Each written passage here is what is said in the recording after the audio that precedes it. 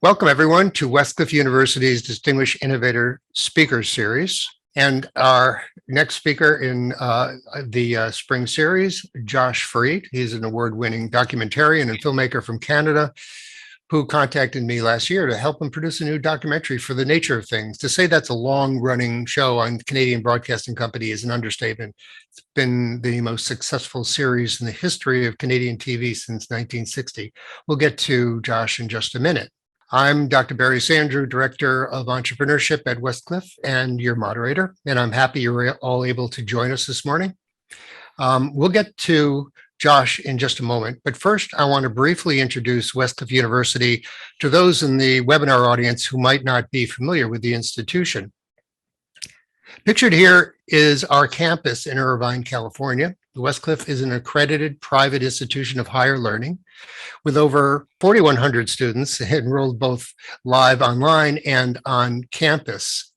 There are 4 colleges. The College of Business offers bachelor's, master's, and doctoral degrees in business administration. The College of Education offers a BA, a master's in teaching English as a second language, the Real Intensive English program. And the College of Law offers the Juris Doctoral degree. The College of Technology and Engineering offers BS and MS degrees in IT, an MS degree in computer science, and an MS degree in engineering management. We also offer a full stack coding bootcamp certificate and a cybersecurity bootcamp certificate. To learn more about Westcliff, including our awesome undergraduate athletic program, I invite you to visit our website at westcliff.edu, as well as Westcliff University on Facebook, Instagram, Twitter, and LinkedIn. And now for our speaker. Josh Freed is an award-winning Montreal-based filmmaker, journalist, playwright, and author of several popular books, his most recent being Postcards from Pandemica, Our Crazy COVID Years, and he just starred in 4 Anglos Surviving the COVID Apocalypse, a sold-out theater show in Montreal. Josh is a prolific, creative powerhouse with an edgy sense of humor that's become a winning formula for bringing to the theater-going audience in Montreal back a sense of reality. And we want to welcome Josh. Thank you for coming. Thank you for being part of this. I want to first start out by showing the promo, actually the intro to the documentary, and then we can go from there. Some people are face blind and can't recognize almost anyone at all. Trying to differentiate people is very much for me like trying to differentiate golden retrievers. How do you tell one human being from another? Others are called super recognizers and remember almost every face they've seen. There's a lot more that meets the eye in your face. That's great. Josh, there's a lot to unpack there. There's so much involved in, so it's a profound subject, to say the least. What got you into this? What made you decide to do a documentary on facial recognition? Well, for starters, Barry, I'm not very good at recognizing faces. I'm sort of below average. I go to parties and I frequently can't remember somebody's face. And my wife happens to be spectacular at it. So she's kind of my presidential advisor, whispering names in my ear. You know, that's Billy. You met him 4 months ago at a party. And so I've always been conscious and wondered, you know, how do we see faces? Why are some people good? Why are some people bad? And then this whole new development of machines becoming as or better than people at face recognition really got me intrigued. So I thought, do a film, explain how it is we humans see faces and what are the implications when machines start to see faces even better than us. Josh, you just described my life. I'm exactly the same way. And my wife is a super recognizer as well. And I have a leash whenever I go to a cocktail party, just like you do. It's interesting. That's why we married our wives, I guess. I guess. Yeah. So, but there's one particular, I mean, you're in Montreal and how did you meet? There's one person that you focused on in this documentary. Could you tell me about her? Yeah, she's a Montreal reverend named Carla, and she is one of about 2 to 2.5% of people in the world who are totally face blind. She simply can't recognize any face at all. She doesn't recognize her. Say she just 150, members of her parish. She doesn't recognize most of them. That's horrible for them. I mean, she's the minister for 10 years, yet she'll walk by them in the street out of context, even if she saw them an hour earlier. We have a scene in the movie where she walked right by her own daughter and doesn't recognize her daughter, and her daughter lives with her. And to make it most profound, she can't recognize herself in a mirror. Yeah. She's in her own bathroom, where she says, well, obviously it's me, but in a department store, she doesn't know what she looks like. So we decided to spend some time with Carla, and she's a spectacular person because she's incredibly intelligent, she's incredibly magnetic, but she is missing the hard wiring of her brain to recognize who people are. I've got a clip of that. Let me show that right now. Carla admits she still can't tell her flock apart, which can cause some members pain. Everyone wants to be known, especially by their priest. They don't want to think that they're just a faceless entity. And people don't expect that I don't recognize them, and their feelings get hurt. And I understand. I get it. As you can imagine, I mean, the congregants are telling her their most personal things. And in the next hour, if they see each other in a supermarket, she'll walk right by them. It's almost as if she's arrogant. And that's what people often think, that people who have this condition are arrogant, and especially as they're kids, they don't. Their best friend is not recognized minutes later, so it's a tough way to live. I know. Now, this is a spectrum, correct? Yeah, as best we know, there's 2 to 2.5% of people in the world who have this condition, colloquially known as face blindness, and the other side is 2 to 2.5% of people who are the best recognizers on Earth, almost supernaturally good at it. And in England, which you're about to show, they actually have an entire squad of 200 policemen who are actually genetically selected super recognizers, and they're called the Super Recognizer Squad. So show them the clip. I will, but from a neuroscience perspective, which is my background, the fascinating thing about this is that facial recognition is hardwired in the brain. We even know where it is in the fusiform gyrus. So, and you either have it or you don't. And I mean, it's easy to understand how somebody like me and you have problems with it, because something may be missing a little bit in fusiform gyrus. But the super recognizers is a totally different ballgame. I was given a face of a known predator that we were trying to find, and I found him in amongst 42,000 people. It's my brain. Something inside me says yes or no, and it's as quick as that. The light bulb moment for me was when I saw this presentation about how certain people might be better at faces. And I just thought, yes, we've got to find these super recognizers, because they'll be very useful to solving lots of crime. Eventually, Neville had about 150 police officers across London he could call on as super recognizers. We just had somebody question something in the question pane. I've taken a few tests and been told that I qualify as a super recognizer out of curiosity. And given all the technology to achieve recognition, what are some of the job areas for people with these superpowers? I think we just saw some of them. Airport security, border checking, all the places where being able to spot anyone would be really helpful. Yeah, I would imagine. Good way to always remember your customer's name. Do they still have that squad in the UK? Do you know? Yeah, they've disassembled and sent them all across the country to small squads everywhere, and they work all over England now. But I think an important thing to understand about this is that you shouldn't feel bad about not being a super recognizer. Kelly, who you just saw, is typical. Like their IQ is no better than the average person. Their recognition of objects is no better than the average person. There are no skills at which they excel except recognizing faces. And in fact, Kelly was very honest in the film and says she's terrible at remembering names. Yeah. A super recognizer named Kenny, who says he's haunted by the tens of thousands of faces he recognizes on the street, and he can't say hello because he'll be seen as a stalker because he hasn't talked to them in 5 years. Yeah. But he says, my wife gives me a grocery list of 4 items, I can't remember it. So it's just it's one skill in many that some people have and others don't.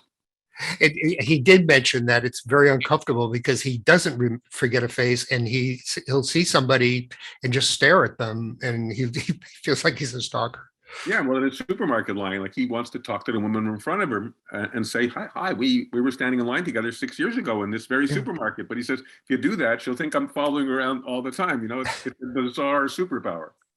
Yeah. One other question from the audience: is this a developmental issue, or is it independent of age? Carla didn't know she was face blind until about 10 years ago, correct? Yeah, a lot of people who have difficulty seeing faces don't know they're that exceptional. They think they're just sort of bad at faces. They've never discovered that this is something that is a genetic condition that they have. So Carla happened to do a test online. We have to recognize faces, and she couldn't recognize the Queen. She couldn't recognize Elvis Presley. She couldn't recognize anybody. And she's suddenly said, wow, what's wrong with me? And then the test informed her she had this condition called Prosopragnosia. Yeah. And that's the first time she realized that this was a genetic condition. You know, I'll bet there's a lot of people, or there are some people in the webinar audience right now that are saying, wow, that sounds like me. Maybe I have this issue. I mean, it's the kind of thing where you're not going to die from it, but it is a handicap and it is uncomfortable socially. Yeah, no, there's no question. And one of the experts in the film says a lot of people watching this film will find out for the first time this is what they have. We only discovered this problem, you know more about it than me, Barry, but we only discovered it in the last quarter century. And super recognizers were only discovered 10 years ago. Yeah. So it's a whole new field, really, if you want, and we're learning a lot about it. It is. And I've done a lot of research on this, and it doesn't seem like neuroscience has a handle on how to really study it, nor how to detect it appropriately. As I said, if I've taken some of those tests, and I've actually come out better than the average person, simply because it's a 2D test. So I treat the faces as graphics rather than faces. Right. So and importantly, also, you do, I'm sure, what Carla does. Carla gets by one simple way. She listens to voices, she looks for birthmarks, and she studies people's gait, how they walk. And Yep. so she can actually spot a fair number of people just through her intelligence and, fool people into thinking she can recognize you. But in fact, when I was interviewing Carla, and I spent a lot of time with her day after day, I would be talking to Carla, interviewing her for an hour. I would walk out of the room to go to the bathroom. I would come back in and say, hi, Carla. And she'd say, sorry, who are you? yeah, it's amazing. Brad Pitt has it, Jane Goodall, Steve Wozniak, and Oliver Sacks, a famous neurologist who can't even recognize himself. He wrote a book called, I think, My Wife is a Hat or something like that. The man who mistook his wife for a hat. Yeah. If you were invited to dinner at his house, even if you were his best friend, you have to wear a name tag all the time. So he knew who you were. Yeah. Yeah. Well, one person asked a question just now, in today's climate, is there a chance that the default, I don't know what the default means, will be that this is racist? Well, we're going to get into that because there is a racial component, but it's not race. I mean, people may think it's racist, but there's no racist component to it, but we'll get to that. There are problems in it, and we'll get to that right now, as a matter of fact. Yet despite its supposedly all-seeing eye, studies show face recognition technology makes terrible mistakes, especially with people of color. It's a technology that perpetuates discrimination and harms people of color and harms Black communities specifically. Ottawa, the problem? These supposedly super recognizer computers sold to police were trained on millions of faces, but most were white or Asian, so they make mistakes with people of color. So in other words, you have to be exposed to various races, correct, Josh? Well, it's complicated. Yeah, we all feel embarrassed when we can't recognize somebody from another race. We think, gee, I'm racist, but the simple science of it is, numerous scientists have told me, including an Asian scientist who's quite famous in this field, is that you have to be exposed at a very young age to multi-ethnic races. The first year of your life is crucial. If you don't get exposed to multiple races, you are going to be very weak in all likelihood at recognizing any races. And most of us are very bad. If you're Asian, you're bad at recognizing Caucasians. If you're Caucasian, you're bad at recognizing other races. We get embarrassed, but we don't get embarrassed if we don't understand another language on the bus. But we get embarrassed for not seeing other races, and it's just a universal problem across the world. And if you want your kid to recognize other races, the first year of life is crucial. Expose them to many races. They will probably have that gift for the rest of your life. If you don't, like my Chinese scholar who told me, he moved here in America, he said, for 3 years, I couldn't recognize my students. I couldn't recognize anybody, but they old versus young, big versus small. He says, I couldn't recognize anybody. It took me 3 years to start recognizing who anybody in my faculty was. And I'm a super recognizer back in China. Take it from there. Yeah, and the thing is that I think many people, or most people in this audience right now, experience that with other races. And it really gives you a glimpse, when you think about it, it gives you a glimpse into prosopragnosia, face blindness, because a face blind person is that way with all races, all people. So you can imagine, being no matter where you are, you have trouble recognizing faces. Now, people think that people with prosopragnosia don't see faces at all. But it's not really true, because if I were a gifted sketch artist, Josh, I could sketch you and create something photoreal, but I would still not recognize you in the supermarket tomorrow. Yeah, because once it's gone. Yeah, it's the gestalt. You're supposed to see the gestalt. And what people actually don't know, which is interesting, is part of seeing the gestalt in a flash is that, we tend to think we concentrate on our nose and mouth or eyes, but actually what our brains are supercomputers. Since infancy, we become surveyors of the face, and we don't just see those things. We actually measure the distance between the eyes in millimeters. We recognize the distance between the nose and the forehead. We're doing hundreds of calculations in our brain subconsciously in a fraction of a second to just bang, see the face. It's an incredible superpower. It's an astonishing thing we do. And Barry, you know this, the average person recognizes 5,000 faces. That's an astonishing ability. So even if you're bad at faces, and you only can do 1,000, you're still pretty talented. Yeah. And so because it's hardwired, it must have a tremendous amount of significance in our evolution. Obviously, there's some survival value in it. And I would imagine it's because we are generally tribal animals, and it's dangerous for us not to recognize our tribe, frankly. Well, right? To recognize friend from foe, Yeah. in that flash of recognizing that you know somebody, you're at ease with them. But recognizing they're a stranger means be alarmed. And what we show in the film that we all know is we're so hardwired to see faces that we see them everywhere. We all see faces in clouds, we see faces in trees, we see faces in rocks, because it's a default. Better to see a face where it isn't than not see a face, where a dangerous face where it is. Mm-hmm. They've even done studies in pregnant women, correct? Yeah. Go ahead. Yeah, the studies show that even in the womb, children respond to a face-like structure. If you show them a face, they respond. If you invert the face, no response at all. We are hardwired to see a pattern of 2 eyes, a nose, and a mouth. Well, from before birth, actually. And then we become more sophisticated at it later. Yep, right. And while infants, newborns can't really see too well, they can see the nose and the mouth of the mother, and they bond with that face almost immediately. Yeah, right? They recognize their moms on the first day of birth. Yeah, we're spectacular experts in general at faces. It is an astonishing human gift, and as you say, part of the evolutionary process that has us here. Yeah, but I mean, yeah.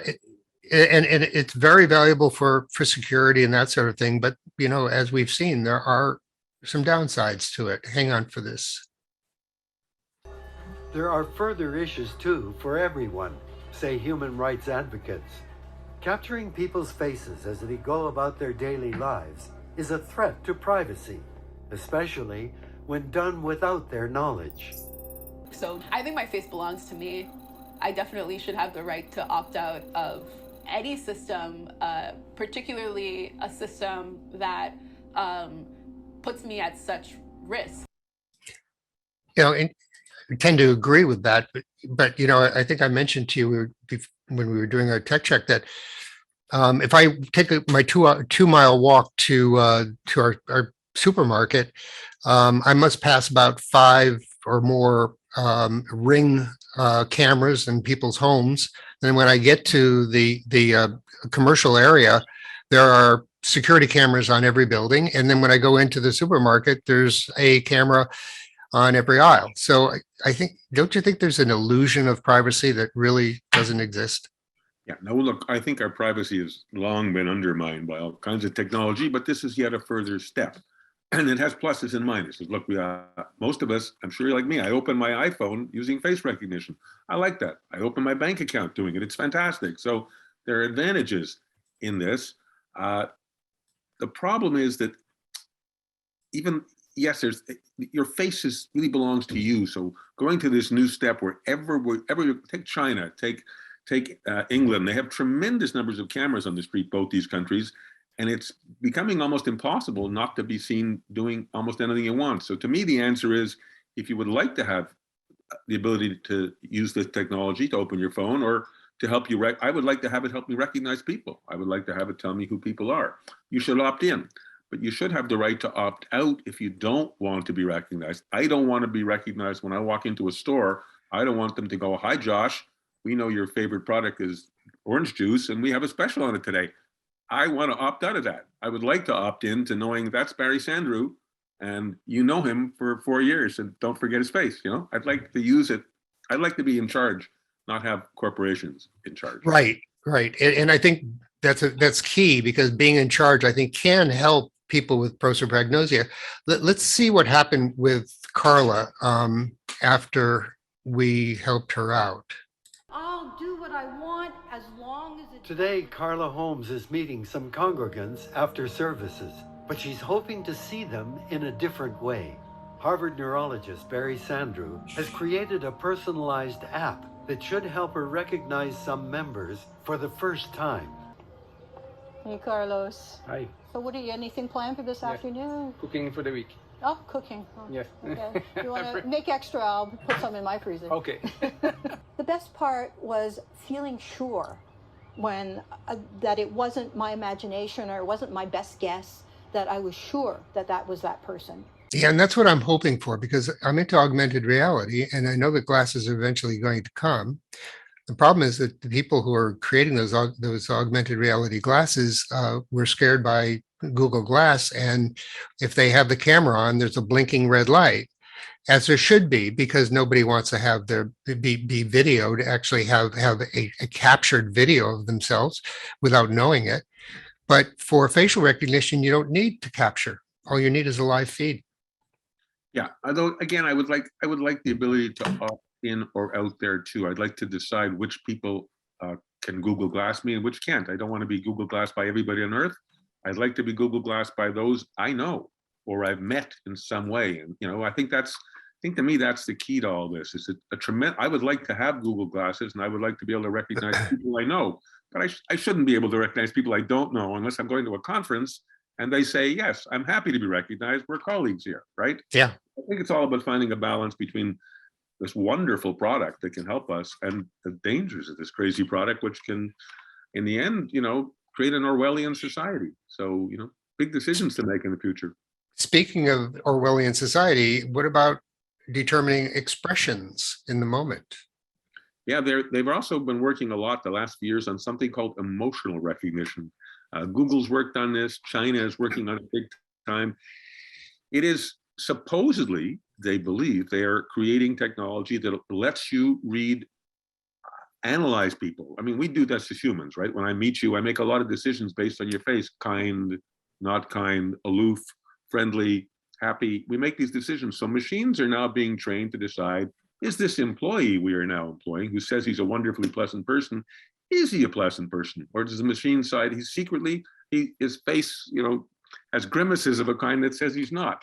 So there's a whole new movement to try to identify who we are, really. And I think that's something, we were speaking to security experts working on this, and they said that's great for spotting a terrorist, but I don't want them failing my daughter because the machine decides she's not concentrating in class. Again, these things are, how far do we unleash them? How far do they help us? At what point do they just threaten us? We have another question. People who have face blindness, can they be helped with remembering the clothes that a person was wearing before taking a bathroom break? Will they be able to recognize consciously that's the same person that they were talking to 5 minutes before? I think smart people with the condition of prosopagnosia are always studying people for things they can remember. Like Carla is always trying to see, are you wearing an unusual piece of clothing? Do you have an unusual face? Carla said something interesting. She said, the people she hates the most, the people who are the worst, are beautiful people. Yeah. Because supermodels and beautiful people have very symmetrical faces, and to her, they look just like one long, bland, line of German shepherds again. Whereas somebody's got a distorted face or a scar or a birthmark, she says, to me, those are beautiful people. The people that were called beautiful to me, they don't exist. Yeah, especially runway models, for instance, perfect example. I mean, you talk about, I don't mean this in a derogatory way, but she was talking about golden retrievers. They might as well be golden retrievers. I can't recognize them. They all look the same to me. They really do. So beautiful is not beautiful. If you want unattractive or different is beautiful to people like that. And beautiful is bland. Yeah. Does Israel use this in airports? They do this, and they have never had any terrorist attacks. It accompanies profiling, which would never be allowed here. Do you see this being expanded for national security purposes?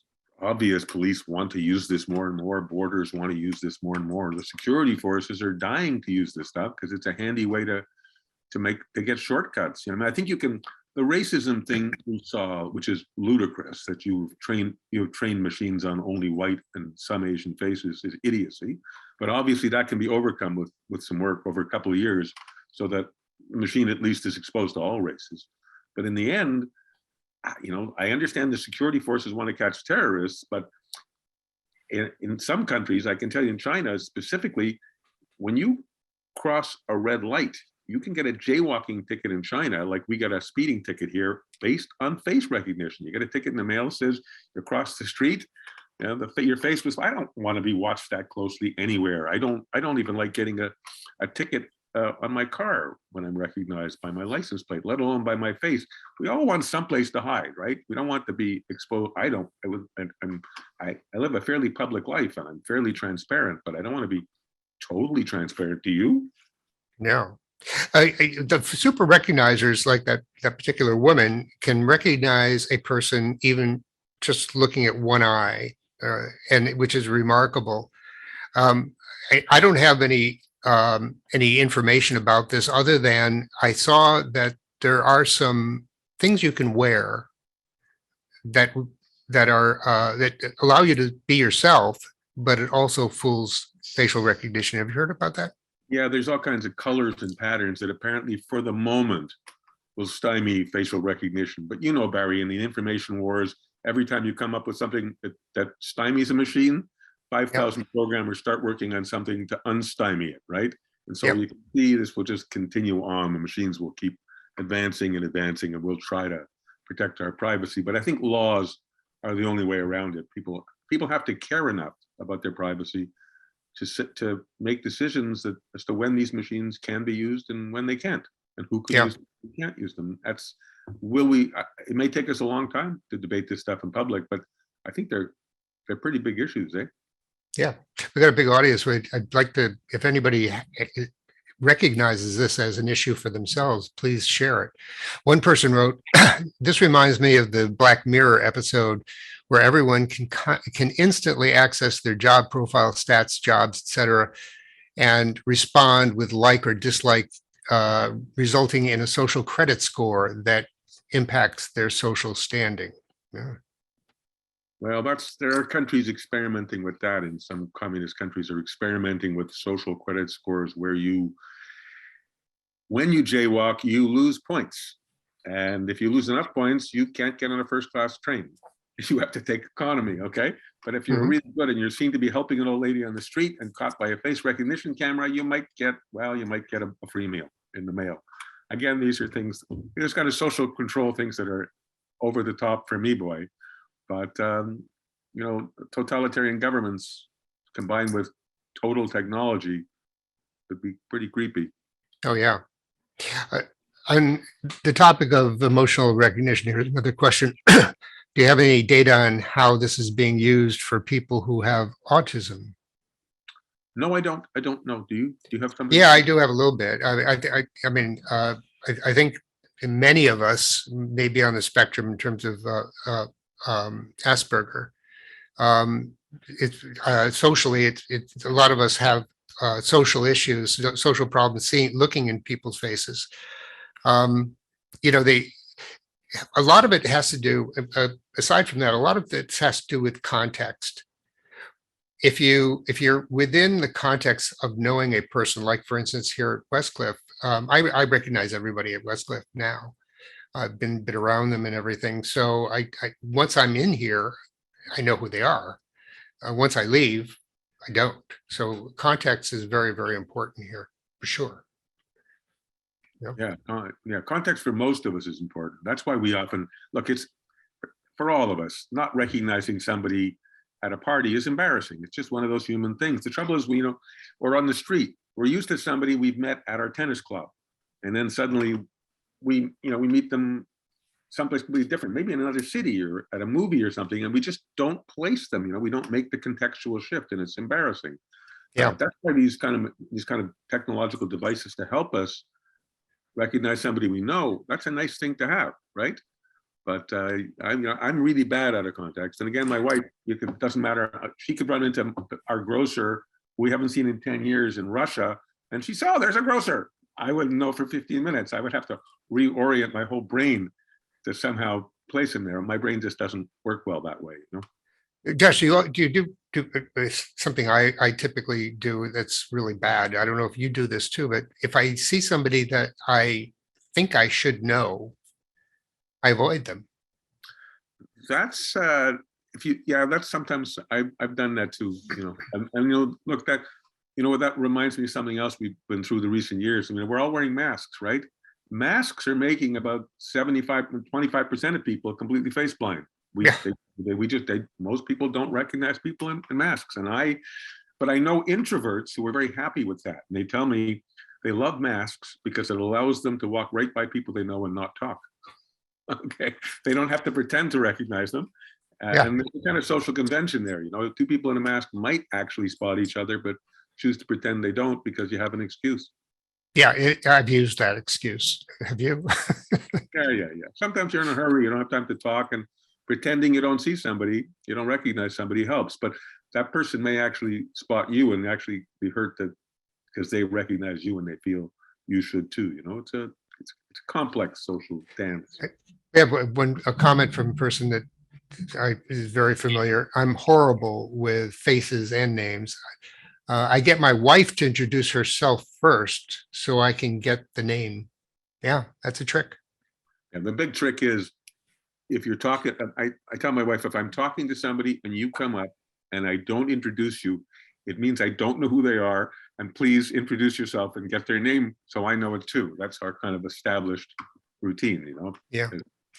Now, the software we use for Carla, I should let you know that I've worked with that software a great deal. And in terms of people with color, it's not as good, but it's not more than 5 points off. It's one of the best. I was surprised to see that Amazon missed 35%. And the young woman who was talking about how it hurts people of color. She basically, she said it was 35%, but and she also said that they did test it on people of color, and she indicated that maybe they don't care, but I think they do care. I think that most people are just very naive about this whole subject. So the engineers probably didn't realize, hey, we need to spread this around to other races as well. And they were wonks doing wonk work. I don't think it was deliberate. I think her point was, I don't care if it's deliberate or not. It affects me. I want protection. And she's right. She's absolutely right. Yeah. No, People go to jail in the States based on false recognition by machines that make a mistake. Almost always with people of color. So the people of color going to jail in the States because the machine has misidentified them. That you just simply can't have that. You can't until that machine is pretty much flawless. I don't think it should be used for police identification myself. You don't believe it for police identification either? I don't believe in it for the moment until these things are really. That's why I think that's why the body camera company has moved out of the business for now, giving police these machines. The machines have to get better. That may just take 1 or 2 or 3 years, but I think we're not quite. They're not accurate enough with people of color yet to be sending people to jail. They will be, but not yet. Yeah. One person said, as a creative person, I never forget a face, just the name, because I am able to analyze details such as scars, moles, eye color, etc. Yeah. That's what we do. I mean, by the way, people who are good at faces, as I say, good at faces doesn't mean you're good at names. Good at names doesn't mean you're good at faces. It's just they're separate skills. Yeah. The other aspect of pardon, what'd you say? I'm bad at both. You're bad, but so am I. But the interesting thing about the fusiform gyrus in the mediotemporal part of the temporal lobes is it's very close to the limbic system in the amygdala, which is fight or flight. And as a matter of fact, they are connected. So again, getting back to the evolution, if you recognize, I mean, like you said, we see faces everywhere. And one of those faces could be a lion or tiger. And that triggers immediately. Yeah, no, I think it's, I think identifying your tribe is a big thing. It's identifying the people that you trust. That's especially in past history, that was a massive skill for survival. Not being able to do it, not being able to do it is instant death, right? And you can see how this became an evolutionary skill. What's strange is a question that's still asked a lot is, why is it we recognize 5,000 faces? We didn't evolve into that in the last 20 years. That's a skill humans have had for millennia. And the question is, why would a tribal people who might meet 200 people have developed as an astonishing superpower to recognize 5,000 faces? Open question. Interesting. It is. Now, the Nature of Things is an incredibly popular show. How was this received in Canada? It wasn't shown here. How was it shown? How was it received? It had massive coverage here, and it's done really well. And it's just we've just lengthened it by 10 minutes and released it internationally. And it will be showing in England and France and Spain and a whole series of European countries in the next few months. And I would not be surprised if it appears in the States. A lot of our films end up on American TV, and I'm certainly hopeful that it will end up on a channel there too. So you might get to see it in. Hopefully we will. I mean, it was really beautifully well done. Yeah, I give you kudos for that. I mean, of course, this is what you do. But it takes a year and a half to do a film like this. It's not easy, And during COVID, as you know, during COVID, we tried to come interview you almost a year earlier, and we couldn't get it. Offices were closed, universities were closed. You were busy. People were scared to meet strangers with a camera. Yeah, we were all wearing masks, so it was a particularly tricky film to make. But I'm really glad it worked out well. And me too. Pleasure to have you in it. Thank you. Oh, I enjoyed it. It was a lot of fun. Here's, speaking of masks, another question. It would be interesting to see how babies born during the era of masking will or will not have these skills delayed. What are your thoughts? Well, they've done a lot of studies in this already, and babies are actually becoming remarkably good at recognizing people in masks. They're much, much better than adults. That'll be a skill they have probably forever, The mask is we are learning. I think I'm getting used to masks myself. I couldn't recognize anybody when masks start. Now I can recognize my wife in a mask and some of my best friends in a mask. So it's an added skill where some of us are picking up, and some people have become really good at it. So it's we're adaptive species, right? And I think the kids unfortunately, what the kids are losing is they are being brought up in early days, often not seeing their parents' face and their close relatives' faces. And there's a question of, there's going to be some loss there that, compensates for the gain elsewhere. Yeah. Here's an interesting question. Are there statistical differences between feminized and masculinized brains regarding likeliness of face blindness or super recognizers? Zero. There are zero correlations with anything at all. There is no the only tiny correlation they are studying is the possibility that people who are bad at faces don't have a great sense of direction, which is definitely true of me, that it's spatial. Okay, I can get lost pretty easily too.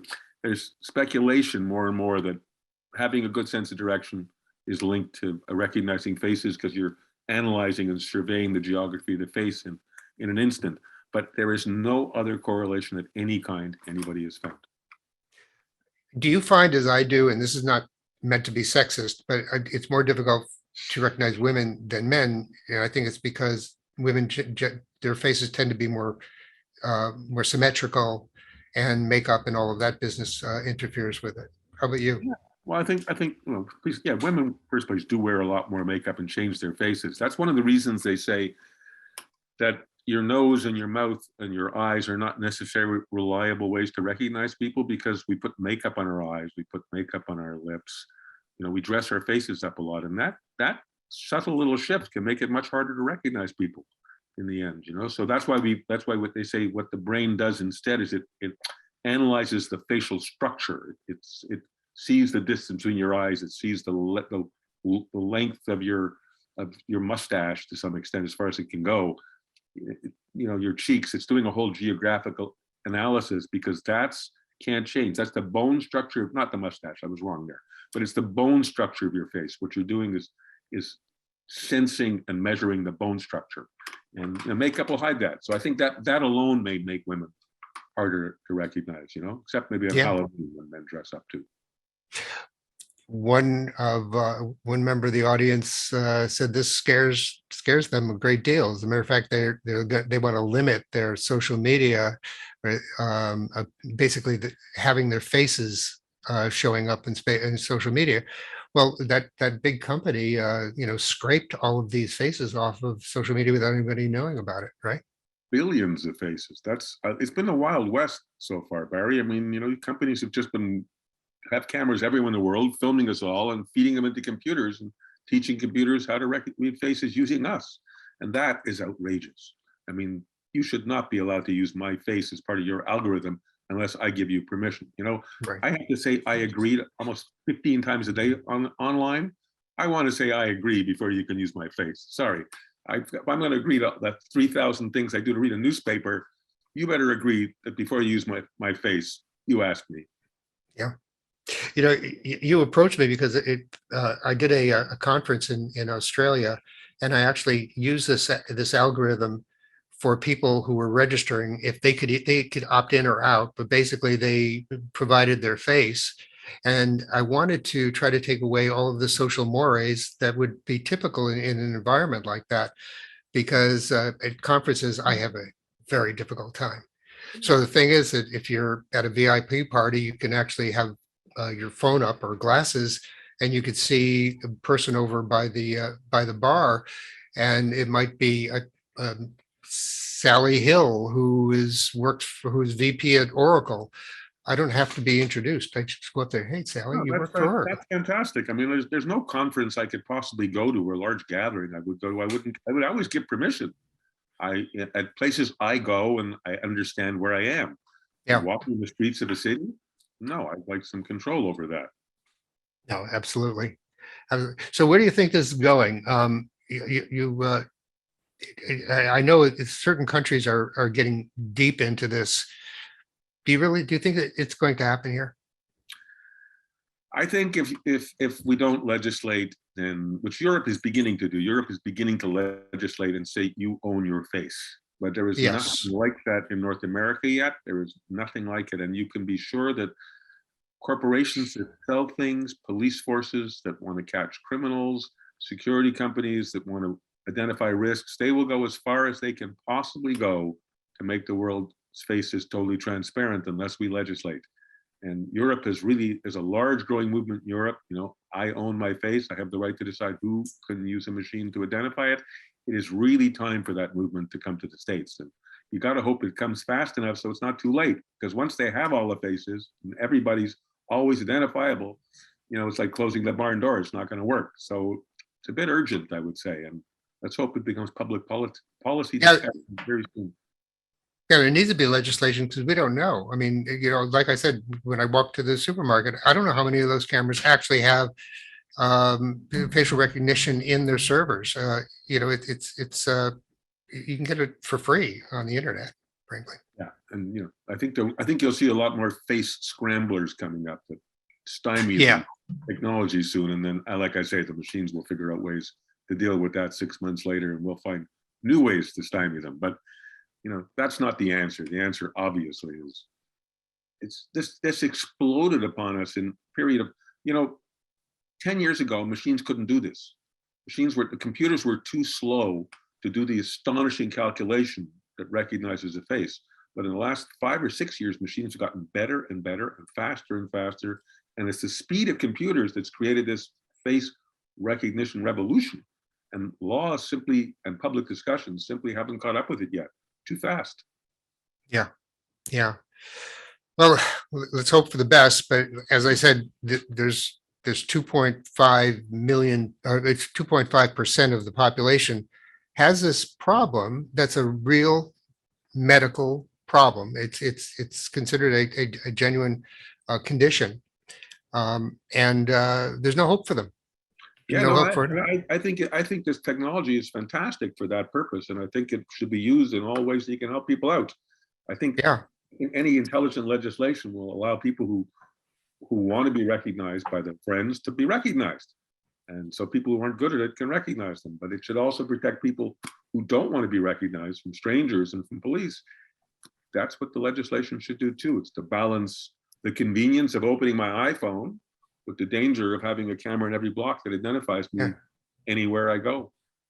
So the solution, Josh, is you either get augmented reality glasses with all of this in it, or you find a spouse who's a super recognizer.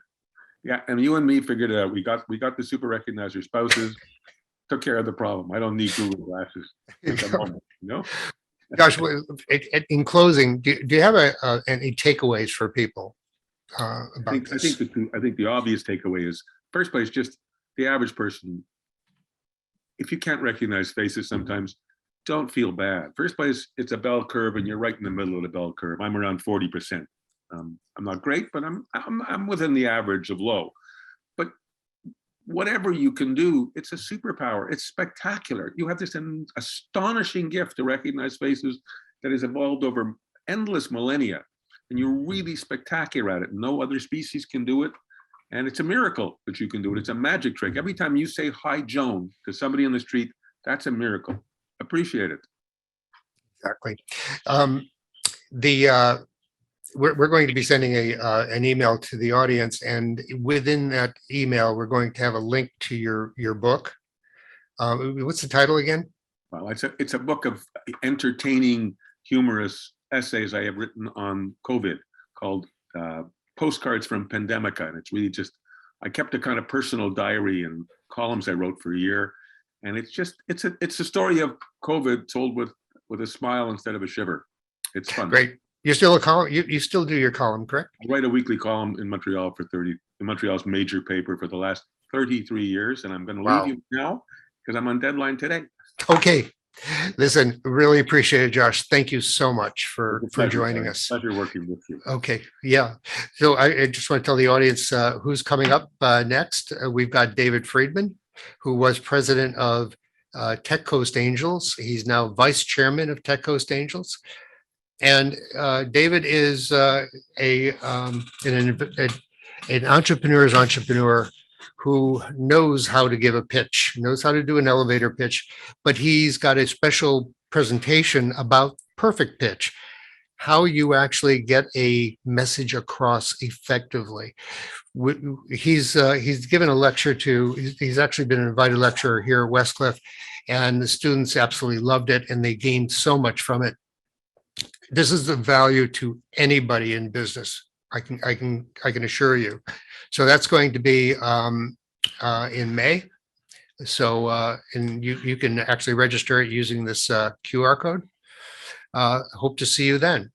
So I just want to thank everyone, And again, you're going to get some links to Josh's books, and we really appreciate him coming. I hope you enjoyed this. Thank Okay. you. Okay, Thank bye-bye. you. Okay. Bye-bye.